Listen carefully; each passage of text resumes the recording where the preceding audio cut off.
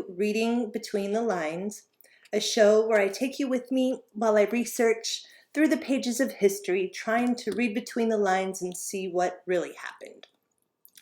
Today I'm going to talk about North America pre-Civil War, pre-colony, just in the beginning, right after Columbus had discovered the new, quote-unquote, new world, when the Spanish conquistadors were there, and just around the time that we actually don't have a lot of information about. That's why I'm going to be looking into things like the myths of the North American Indians. I'm going to look into some of the early colonial legends and myths, and some of the early archaeological papers written about the Indians of the area. Now, what I'm looking for is I am looking for clues that would point to the Great Tartarian Empire, because if it exists, you'd think there would be clues, right? Missing from history. So we're looking for big glaring holes, ways that, things, if the Indians lived on the continent after the Tartarians left or were gone, they would be living amongst a bunch of ruins, right? Because by the time that Europeans got there, they were definitely living in a primitive state. So we're just looking for clues that can kind of tell us what really happened, the part that history doesn't cover. So when I'm starting to look through these myths, I was jumping around quite a bit because of it was a big book, and it had a lot of myths in there from all kinds of different tribes. And so we are going to just jump around. I'm going to point out to you some of the really, really obvious stuff that kind of blew me away. I found so many things, guys. You're gonna love this. Actually, there are so many clues. I'm surprised. I'm gonna try to fit them all into one video. Okay, so this is one. This is a creation myth. Except for most of these creation myths generally aren't exactly creation myths. They're more like man was already created and was either exiled or something happened, and this is like their re-emergence myth is the best way I could describe it. This is an interesting one. So it says, after the rushing waters had subsided, that sounds like that could be mud flood, right? The Lenape of the turtle were close together in hollow houses, living together there. Hollow houses, would that be perhaps ruins of an abandoned empire? I don't know. Let's see what else is here. The way the Europeans describe the Indians too is they describe them as wizards. They describe them as having a lot of magic, a lot of witchcraft. It's kind of funny. There's a theme that tends to reemerge over and over and over that I noticed from Indian tribes all across North America, is that they have these ideas that their gods turned into stone. Now, I thought this was really interesting.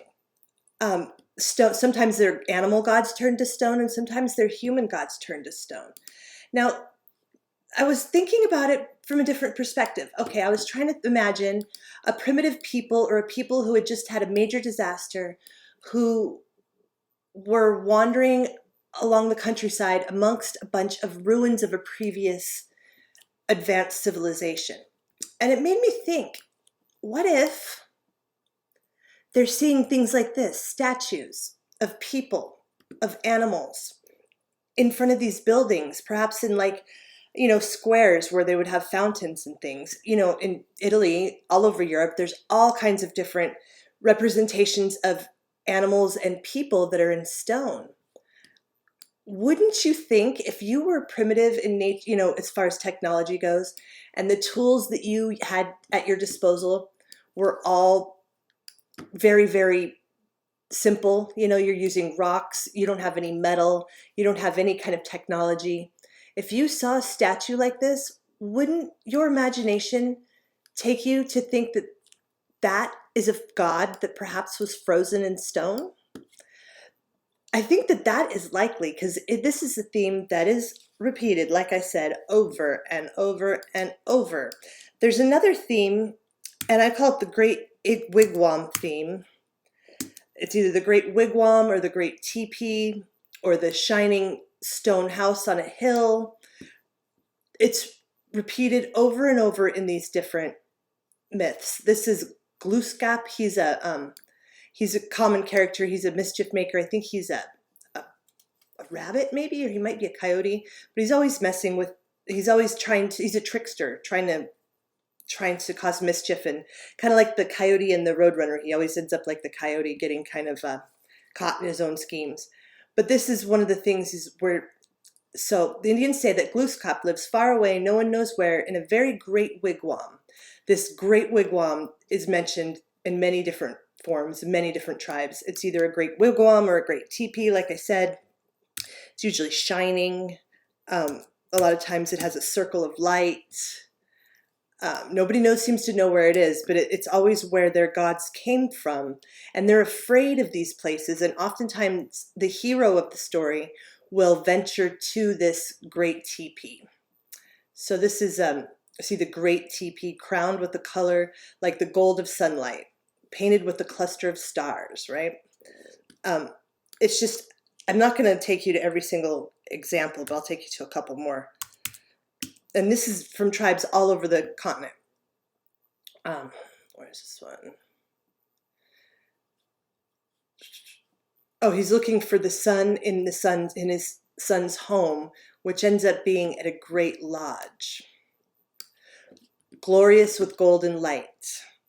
Great lodge, right? And Scarface, he was a hero that went to go find this lodge that everybody knew about, but nobody remembered where it was. But the heroes keep going and finding it, in the different stories.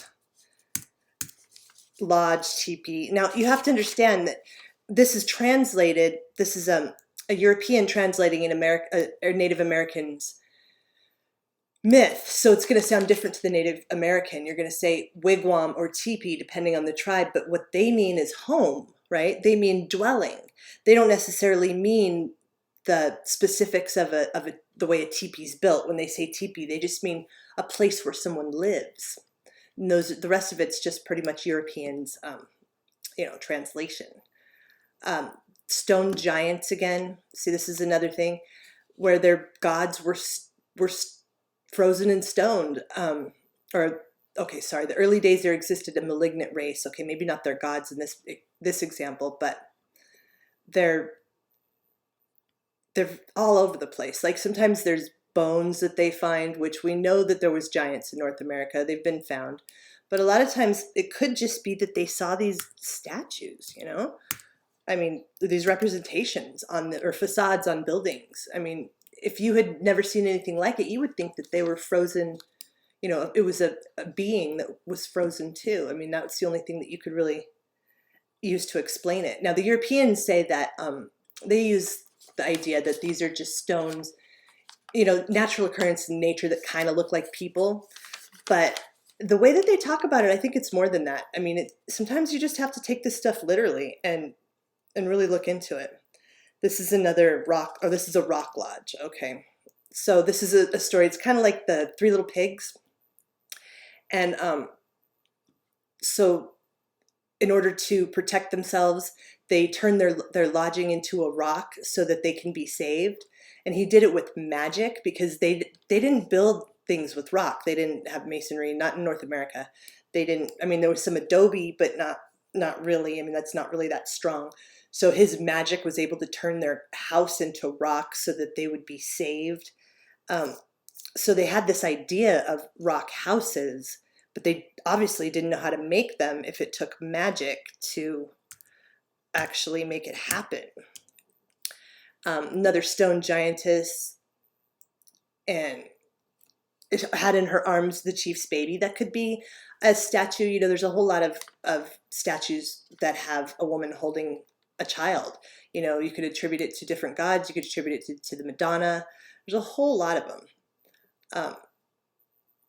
They're all over the place, right? I mean, in Europe and South America, everywhere, except for here, so they say, right? And I'm going to take this around to my, I have a theory about why and how this all happened. So this is, why do you tie these great stones to your ankles? And this is another myth. So like, let's say, you see a statue, a lot of times they have a base, stone base. So they'd see this frozen person, stone, that was still attached to this base, and they were like, why do you tie yourself to this stone? Why do you keep yourself here? And then there's another common theme that you see in a lot of this, and it's ghosts, superstition, witchcraft, and it's as if these Indians they're very superstitious, and they're afraid of the world around them in many ways because they don't understand it. And they're afraid of a lot of things. They are very superstitious. So in this ghost country, there's a whole lot of areas that they just refuse to go in all over the continent because they say it's bad, it's ghost country, it's bad juju, whatever, terminology they use. They won't go in certain areas because they're scared. Now this is likely, there's a heap of bones, right? Now, that could be, we don't know what happened to the Tartarians. We also know that Indians died in massive numbers after, from smallpox, after the Spaniards came. So, I mean, there's a lot of areas where they're just mounds of bones, and that could be for many things. We don't know. Let's see, which one is this one? Oh, this is the torches. So, yeah, it's the adventurer, see another hero. He's going again to the Great Lodge somewhere, the supernaturals, so the spirits lit their torches, and then he did something, punishment, and then they ended up putting his torches out, or putting out the torches, and then like he killed the light of the world or something like that. I don't remember exactly. That one was kind of obscure. It's not as strong as some of those other ones. So let's move on. Okay, so then we've got this. These are American myths and legends, and I always like to look into the older sources. There's a lot less PC, political correctness. There's a lot less revision. Sometimes you can catch stuff that just wasn't in other things, things that just weren't in, that, got scrubbed out later, especially the more obscure books. So let's see. This is early colonial myths and legends. So some of these are going to be Indian, and some of them are going to be American or English. There's even a few French. So this is a myth or a legend about a grindstone that's on the mountain. They said this looks like, I think it looks like it used to be a mill or something. It looks very, very specific. It doesn't look like it belongs there. So there's a couple different takes on it. The Indians have one, the Americans have one, and the French have one. And the French actually, is the one that kind of really got my attention. Okay, yeah, so at the end of the reason that this grindstone got there, and says, the devil released a dense shadow that fell upon the spot, and fearful rushing sound was heard. Then plunging through the clouds came this father of all grindstones, and tumbling onto the company, buried them 2,000 feet deep in the mud, right? But the man who survived to tell what happened was so frightened that his legs were weak, and he could not keep up with his comrades. So it's kind of like a mud flood theory that's burying something, right?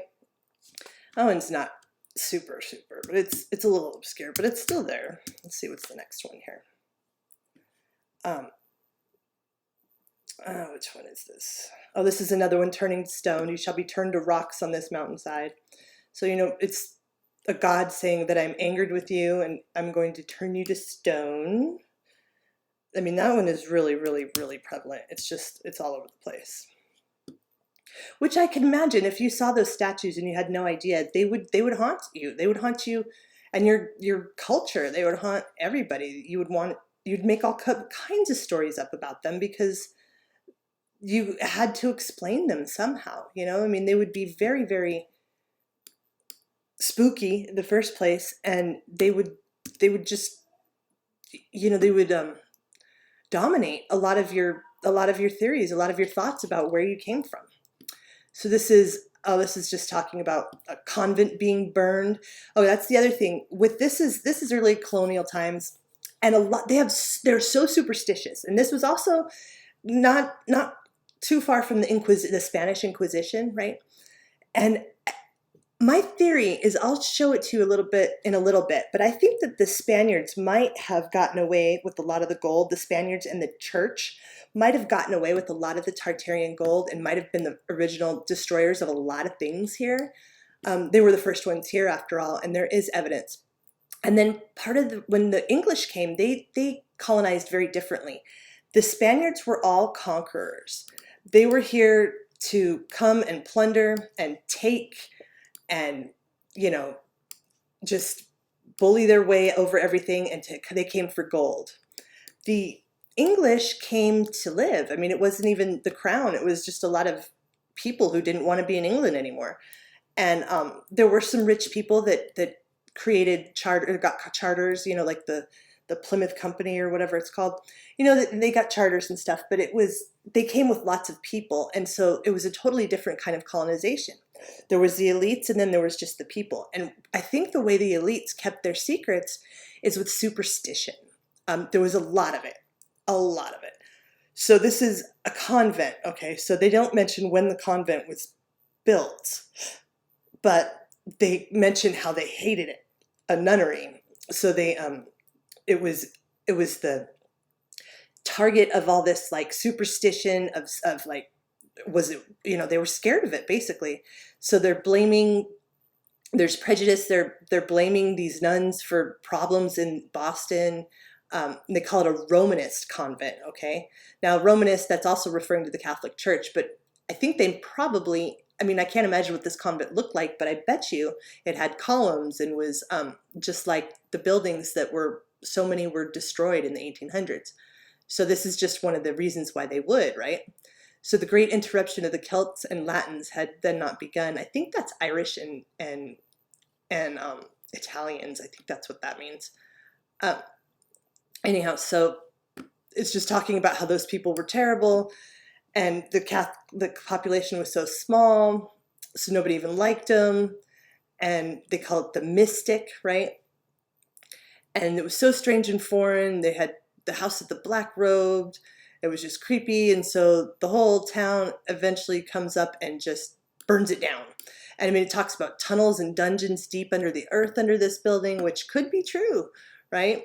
And how the nuns were trying to convert people, and it was just so terrible, and so they just went and they burned the whole thing down, and it was fine. Everybody was like, yep, that was totally just. And that's what I'm talking about with the superstition. I think that is the reason why people didn't ask questions. They were so scared of witchcraft and sorcery that they thought the Indians, there's so much mention of the Indians being wizards and practicing sorcery, and then this is when the witch trials were going on, and it was fear. They had everybody just scared to death, so that there was no question, so nobody actually ventured out. There was no, they could do what they wanted.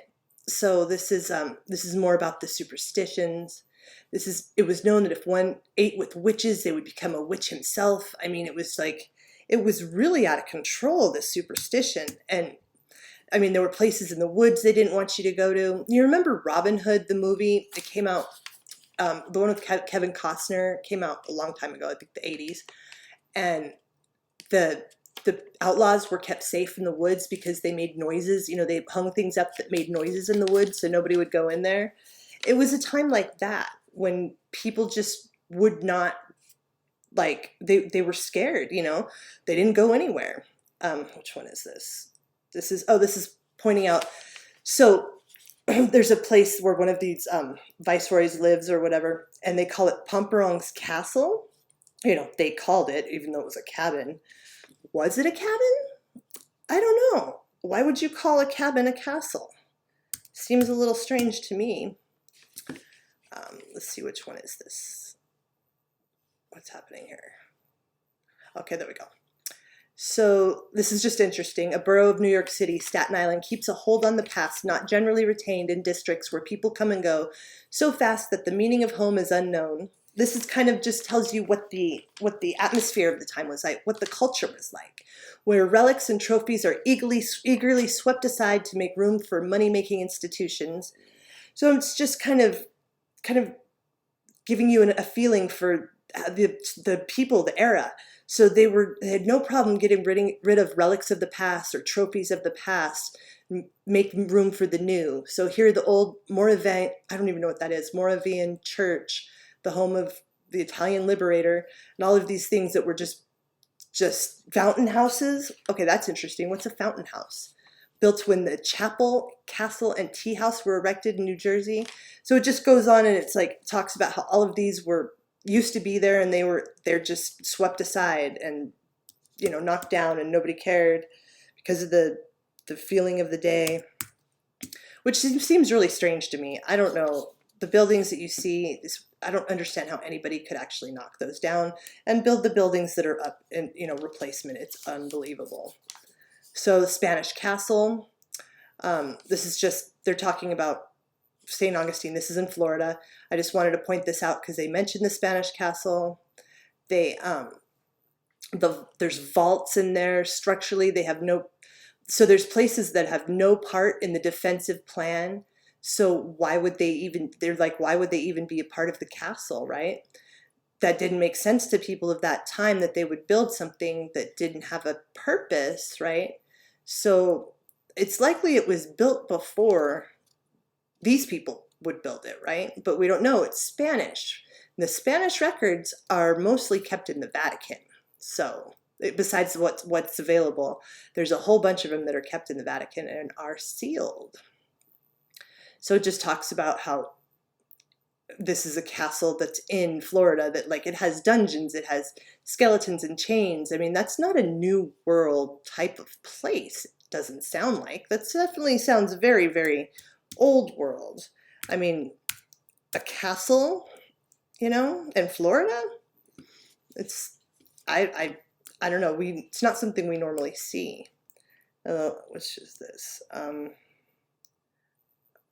Let's see. Oh yeah, that's right. This is the one that says arc lights. What is an arc light? So this is a story about, what is this? I don't remember what the story's about, but it's one of these early American myths. And then it just talks about, with our blazing arc lights. I have no idea what an arc light is. That really kind of caught my attention. And then it's talking about the ghosts. So these places that they won't, oh yeah, there we go. So there's places they won't go because there's too many ghosts, again with the superstition. So they're talking about the Spanish territories again. Or the Bonaparte house in Bordentown is the only American village that ever had a king for a citizen. See, what is that, right? Because there wasn't, none of the kings ever came here. None of them ever did, not one. So what does that mean, right? I think that there's some time missing. I think there's a whole chunk of time, sometime between the late 1700s and the Civil War. I think that there's a good chunk that's just missing, that is kind of wiped from the histories, but you'll see allusions to it sometimes. Kind of like how the Book of Enoch from the Bible, we know that it was used before because it's mentioned in a couple different places in the Bible, but for a long time we didn't have the Book of Enoch. It's kind of like that thing. So there's allusions to this missing time period, but we don't have any record of it. This is one of those. So the American village that ever had a king for a citizen. So shadows of the Corsicans have been seen there, and this is just a very superstitious feeling of this place that nobody went to because of all these, bad stories. So ghosts cannot abide with factories, locomotives, breweries, and trolley cars, and houses with steam heat and exposed plumbing do not interest them. But it was different 100 years ago. We had not then set ourselves with such energy to make it impossible for the departed to visit us when they took a notion by scaring them into smoke wreaths with our blazing arc lights, shattering them apart with our earth-shaking railroad trains, and frightening them back to their tombs. So what the heck, right? So 100 years ago, they didn't have these things that the ghosts are not interested in. And now the departed cannot visit us because we have the steam, the steam engine with all the smoke and the arc lights and the railroad trains. It's just, it's weird, right? Like, it just, I don't know. To me, that's kind of hinting at something that has been lost to history. Which one is this? So, I mean, there's a lot of these. I'm just going to keep going through them. Sorry if this video is going to be a little long, but there's just so many clues. I just wanted to point out as many as I could. Oh, this is right. That's right. So this is talking about, so this is also during the time of the pirates, right? So first you had the conquistadors, and then you had the Spanish treasure fleets. And with the Spanish treasure fleets, you had pirates who were trying to steal all the gold. And it just seems like a lot of gold from what they say it is. And from what, I don't know, it seems like there's a whole lot more than there should have been, right? So this is interesting. So it says, where is it? Oh yeah. Why not a mutual trust in the exploitation of this treasure? If they really insisted, Mr. Rogers would do all that he could for such a company, but it would be expensive. But see, trust in this exploitation of this treasure. And I think that there was a lot going on with this gold, you know, with the Spanish trying to get it out. The Jesuits were involved. I think the Jesuits and the Spanish kind of were fighting over who could get most of it out first. And I think the church won. I do. I think the Spanish ended up not getting the good end of the deal. Oh, here's something. This is another legend from the Navajos. This is just what I want to point out. It kind of goes in a different direction, but this is another. Coyote was one of their gods. There's a lot of stories about him. And he says, Coyote is responsible for the present irregular position of the stars. So that makes really a lot of sense, right? Like, okay, so this is just another theory.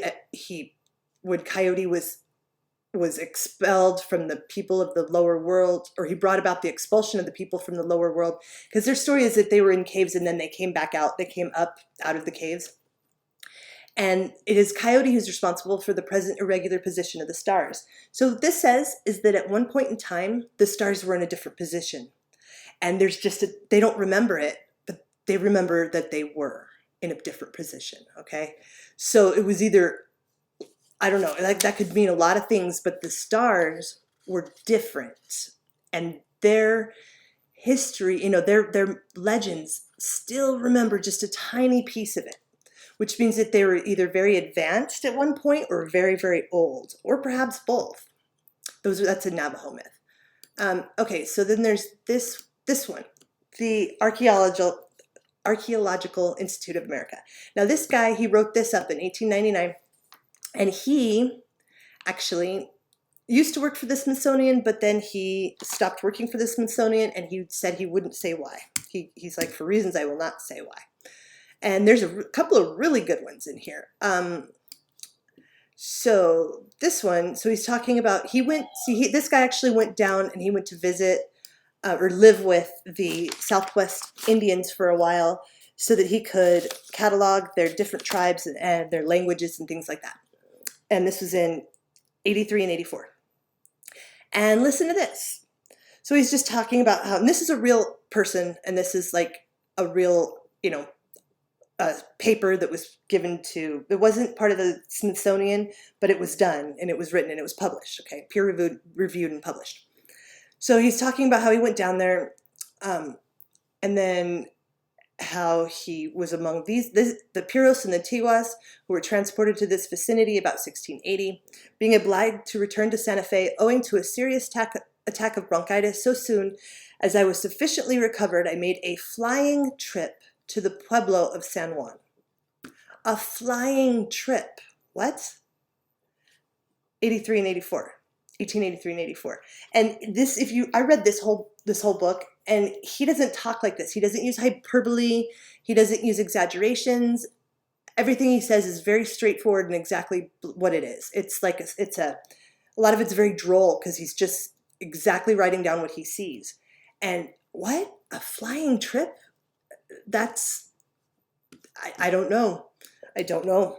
I mean, you know, obviously you could see what it sounds like, for reals. Then now we're on to the really, really, really interesting part. This one caught my attention, and I can't believe I've never heard of this guy. But so Coronado, I don't know if you know who Coronado was. He was a conquistador, um, and a Spanish conquistador. He came a little bit, like a few expeditions after the original, what was his name? Oh, anyways, after the first guy, and he was looking for the lost cities of gold. And I knew that, but I had never heard of this. So this guy's talking about something that had happened, like why these people were over in this area and blah, blah, blah. And then he uses reference. He says, evidence of this is furnished by the tales of the so-called Turk, the captive Indian from a tribe living east of the plains, who determined the expedition of Coronado in search of Quivira, which is the cities of gold, through his statements. I was like, the Turk, because, according to the Tartarian myth, Tartaria is an extension of the Turks, right? Genghis Khan, all of that. So what is this Turk doing in North America in the 1600s? That blew me away. I was like, what the heck is this about, right? So I started to look it up. And there's all kinds of stuff on it. There's a lot of different things on it, but there isn't a whole lot of information. There's just a couple of references to him in the journals of the conquistadors, the 1500s, okay? So of the conquistadors that were in the area at the time. And the Spaniards, right? So they say that he was named the Turk because of his appearance. So he looked like a Turk, okay? And he looked, in other things it says that he was darker skinned than the rest of the Indians. But I'm like, that's why they called him the Turk. But I'm like, I don't know. I think they called him the Turk because he presented himself as the Turk. I mean, it doesn't get into much more detail. It just says that he employed him as a guide on his trek.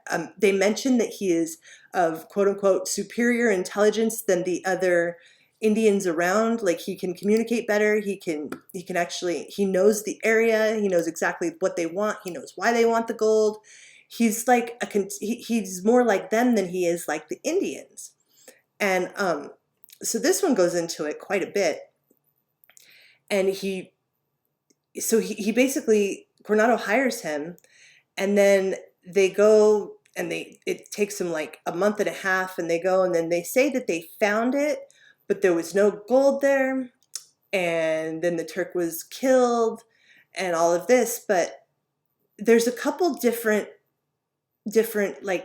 takes on it. There's a couple different, because there was more than the stories are inconsistent. So let's see here. So okay, so this is the Turk saying that he went with his dad once or twice and he saw the villages. Or no, this is a different guy. But that's the first time that Coronado had heard about this city of gold. So then along down here, he meets the Turks at some point. There he goes. And so the Turk, we cannot doubt, told the Spaniards many things which were not true. They go out of their way to make sure that they discredit this Turk guy, and that they kind of explain what he was doing, that he just was trying to tell them what they wanted to hear and all this. But look, it even says here, like, we already know the wonderful power of gossip. See, they go way out of their way to try to discredit this guy, and it's weird.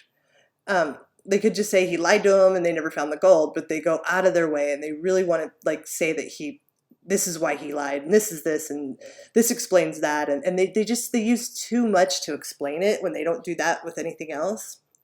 It's weird. And then so you could read all this, you can look it up yourself, it's really super interesting. But there's a couple different versions of what happened when they found Quivira. Okay, I don't know if that's how you pronounce it either. I'm sorry, forgive me. So they say that, one person says, or one guy says that they went there and there was no gold. Another one's like, oh, they never made it there. And there's never an exact account of what happened. So it's really interesting. There's no, the counts don't add up. And they say that they're pretty sure that Coronado put him to death after he figured out that he lied. But there's others that say that didn't happen. It's very interesting. And the thing is if he found the gold and it was in the records, guess who he'd have to hand it over to? He'd have to hand it over to the crown. And why would he, I mean, you know, gold fever, all that. Why would he want to do that at that point? Like, it would be really a strange man that would actually do that. And so I really believe that it's possible that the Spaniards wanted to erase all existence of this Tartarian empire because they were making so much money off of it. Oh, this is a picture of a representation that somebody drew of the Turk. That looks very, very Genghis Khan-ish. Now, of course, we don't know what he really looked like, but that is a painting that somebody made of him. And that's way before the Tartarian theory ever came about. So anyway, so there's more to this part here. That one was really interesting to me. But to kind of go on with this theory that I was telling you about, the Jesuits were really, really a part of this whole early conquest of the Spaniards. It was the Spaniards and the missionaries, the Jesuit missionaries. And I mean, there was nobody who was more involved than the Jesuits. And much to the detriment of the tribes is what a lot of people say. Like right here. So a Christian important, most sincerely and due to the influence of the Jesuits. Over and over it says influence of the Jesuits. But see, there was a great rebellion in 1680, I think it was, and the Jesuits left. They were ordered by the crown to leave for some reason. Let's see. And what does this one say? Oh, this is... Oh yeah, okay, so this is saying some of the their temples and the way that they were kept. They were construction. The material of which they were constructed make it quite onerous to maintain them in good condition. The people who were left to take care of them didn't know how to make these buildings. They didn't know how to repair these buildings. The buildings were too big for them. So I don't know, that's just another reference to buildings. But no, so the Jesuits left in 1680, and then that was exactly around the time that there was these Spanish fleets that were leaving it. And I think the Spanish and the church were basically at odds at that point, trying to get all the gold. And much of this is just suppressed. Like, we'll never, ever know. And there was one story of a Spanish fleet that basically it had 11 ships full of gold. 11 ships, and it supposedly sunk. Where did I put that? Supposedly sunk on its way home. And let me find out when that was. Yeah, the treasure fleets. I mean, 11 ships, and it wasn't the only one. I mean, they were going back and forth with these huge, huge treasure. A lot of it, see, at that point in time, the Spanish crown and the church, the Catholic Church, were very, very, very, like they were intertwined. It was difficult to separate them. And I think that may be why when America was founded that they wanted to be the separation of church and state so dramatically, because they wanted to keep the gold that they found on their side of the world, or their side of the continent, themselves. And they used superstition to keep the secret and to erase in the histories. I really think this might be what happened. Okay, so 10 Spanish ships, treasure ships, okay, all of the gold and silver on board sunk, right? And then they say it was recovered 250 years later. Yeah, okay, sure. 14 million pesos worth back then. So the amount of gold and treasure that was just one of them that sunk. So the amount of gold and treasure that they're pulling out of the New World was insane. And you look at how much money that the Vatican has. I mean, and they've had that money for a long time. And then that was in the age of the pirates. And did you know the Knights of the Templars, actually, the the Jolly Roger flag, you know, the pirate flag, that's actually can be traced back to the Knights of the Templars.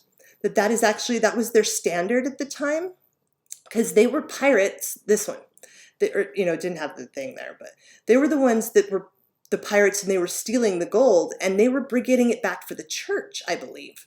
The Jolly Roger, that's the Jolly Roger flag. Yeah, that was the Knights of the Templar, and they were the pirates that were taking the gold from the Spanish and taking it back to the crown.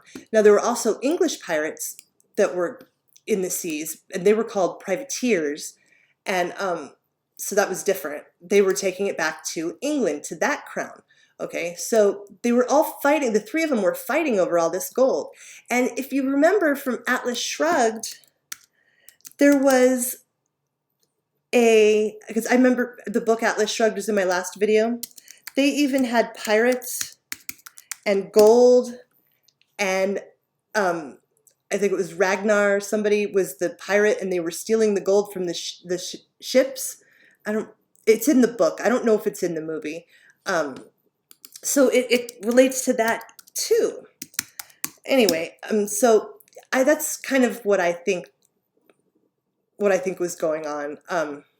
Let's see, Prince of Thieves. Oh, Ragnar, I can't even say that. Danarskoja, whatever, was the pirate who was stealing the gold that they were, shipping back in the treasure ships in that book. So, yeah, and if you look at this, like, what is this? Oh, geez. So the Jesuits, there's all kinds of, you could look it up, there's all kinds of imagery with the Jesuits interacting with the Indians. And we all know that the Jesuits are like the super secret keepers.